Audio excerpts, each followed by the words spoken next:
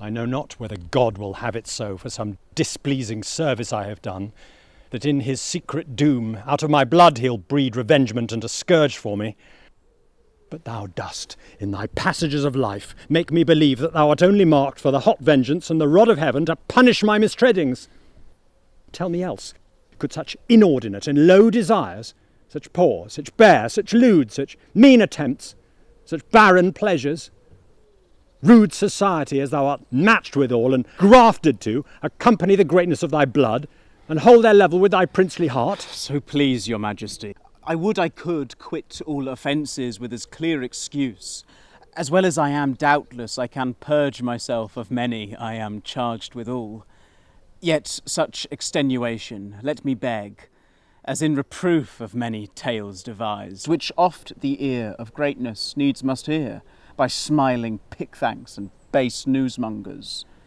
I may, for some things true, wherein my youth hath faulty wandered and irregular, find pardon on my true submission. God pardon thee! Yet let me wonder, Harry, at thy affections, which do hold a wing quite from the flight of all thy ancestors. Thy place in council thou hast rudely lost, which by thy younger brother is supplied, and art almost an alien to the hearts of all the court and princes of my blood.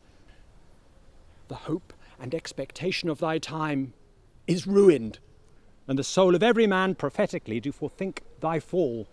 Had I so lavish of my presence been, so common hackneyed in the eyes of men, so stale and cheap to vulgar company, opinion that did help me to the crown had still kept loyal to possession, and left me in reputeless banishment, a fellow of no mark nor likelihood. By being seldom seen I could not stir, but like a comet I was wondered at, that men would tell their children, this is he. Others would say, where, which is Bolingbroke? And then I stole all courtesy from heaven and dressed myself in such humility that I did pluck allegiance from men's hearts, loud shouts and salutations from their mouths, even in the presence of the crowned king. Thus did I keep my person fresh and new, my presence like a robe pontifical, ne'er seen but wondered at. And so my state, seldom but sumptuous, showed like a feast, and won by rareness such solemnity. A skipping king, he ambled up and down with shallow jesters and rash bavin wits, soon kindled and soon burnt, carded his state, mingled his royalty with capering fools, had his great name profaned with their scorns, enfeoffed himself to popularity, that being daily swallowed by men's eyes, they surfeited with honey and began to loathe the taste of sweetness, whereof a little more than a little is by much too much.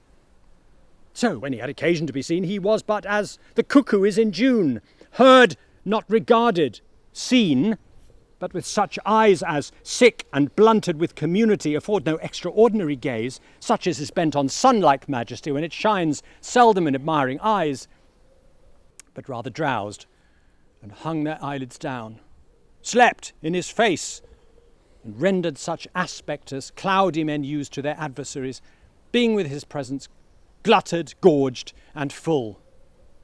And in that very line, Harry, standest thou, for thou hast lost thy princely privilege with vile participation.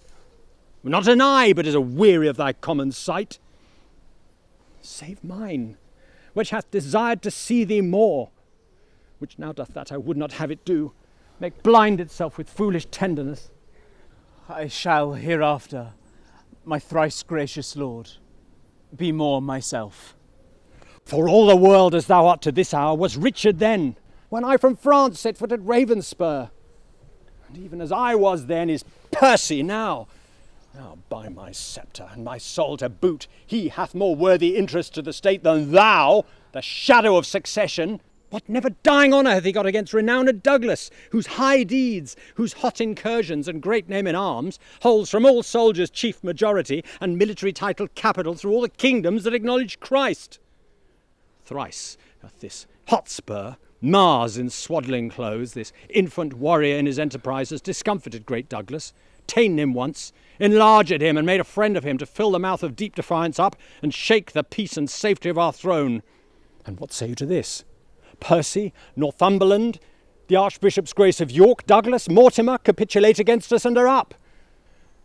But wherefore do I tell these news to thee? Why, Harry, do I tell thee of my foes, which art my nearest and dearest enemy? Thou, that art like enough, through vassal fear, base inclination, and the start of spleen, to fight against me under Percy's pay, to dog his heels and curtsy at his frowns, to show how much thou art degenerate. Do not think it so. You shall not find it so. And God forgive them that so much have swayed your Majesty's good thoughts away from me. I will redeem all this on Percy's head, and in the closing of some glorious day be bold to tell you that I am your son, when I will wear a garment all of blood, and stain my favours in a bloody mask, which washed away shall scour my shame with it. And that shall be the day, whene'er it lights, that this same child of honour and renown, this gallant Hotspur, this all-praised knight, and your unthought of Harry chance to meet. For every honour sitting on his helm, would they were multitudes, and on my head my shames redoubled. For the time will come that I shall make this northern youth exchange his glorious deeds for my indignities. Percy is but my factor, good my lord, to engross up glorious deeds on my behalf, and I will call him to so strict account that he shall render every glory up, yea, even the slightest worship of his time, or I will tear the reckoning from his heart. This, in the name of God, I promise here, the which, if he be pleased, I shall perform.